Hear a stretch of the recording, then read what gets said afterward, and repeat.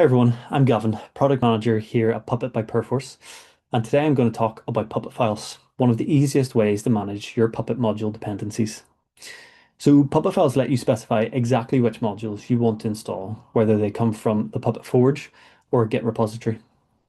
This ensures consistency across environments and simplifies your deployments. Whether you're automating infrastructure at scale or just getting started with Puppet, Puppetfiles help you keep your code clean, modular, and repeatable. So now I'll hand it over to Steve, who's going to walk you through a live demo and show you how to get started using Puppetfiles. I'm Steve Potter, a principal sales engineer here at Puppet. Today, I'd like to introduce you to the Puppet file. A Puppet file allows you to control Puppet code environments and determine where to download and install modules from. You can get modules from the Puppet Forge, which is our repository of modules that we create, our partners create, or the community creates, from a Git style repository, from an SVN, or from tar files and local. But we're only going to talk about the first two today. We're only going to talk about the Forge and Git repositories. Like a lot of Puppet's files, a Puppet file, try and say that one fast multiple times, is a simple Ruby DSL based file. However, it is much better and much safer to think of it and treat it as simply a text configuration file that lists your modules. A Puppet file is and should be really simple. An R10K or Code Manager, the tools that use the Puppet file underneath, are also very simplistic. First and most importantly, they don't do dependency resolution. So when you're creating a Puppet file, don't forget you must include all your modules and all your modules dependencies in your Puppet file as well. In general, a Puppet file will have two types of directives. The first will be a moduledir, which specifies where in the Puppet server to install your modules. And second will be the mod directives, which will identify the individual modules that you want to have installed.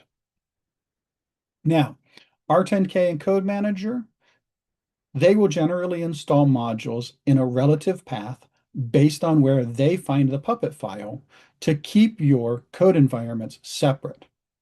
What does this mean?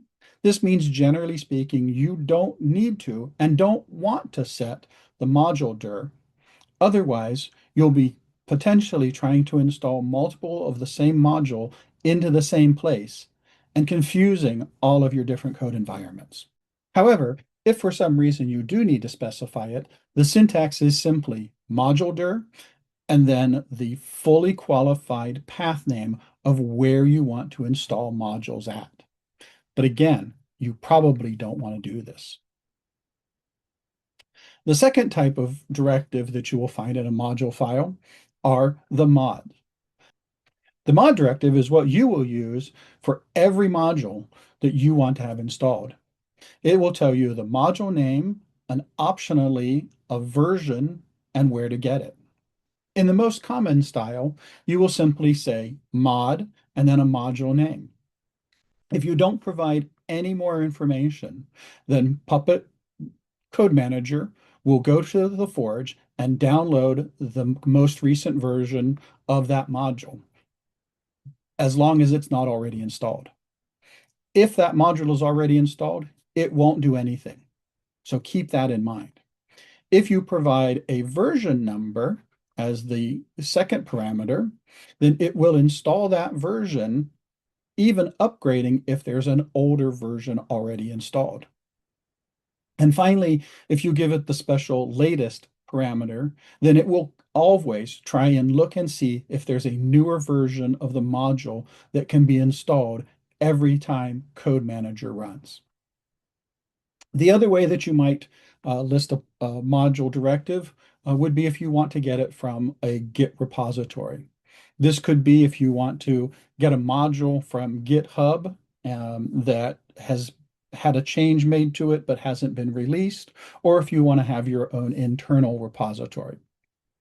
In this style, you will do similarly mod, the module name, then a Git reference to tell where to get Git from, And finally, a parameter that could be as simple as a ref, which can be a branch, a tag, or a commit within that Git repository. Or you can get more specific and say specifically the branch, the tag, or the commit that you want to use. Finally, if you give it the special token for the branch of control branch, this will make sure that it follows the Git branch that matches your Puppet code environment. So if this Puppet file is in your production code environment, for example, it will look for the production branch within your module's Git repository. If you in the development, it'll look for development, etc., etc. And if you give this final parameter of default branch main, that will tell it to fall back in case it can't find the specific control branch version that you're asking for. I hope this helps you to understand more about Puppet files and how you might use them to ensure that you're getting modules that you need into your environment. Thanks for watching and happy puppeting.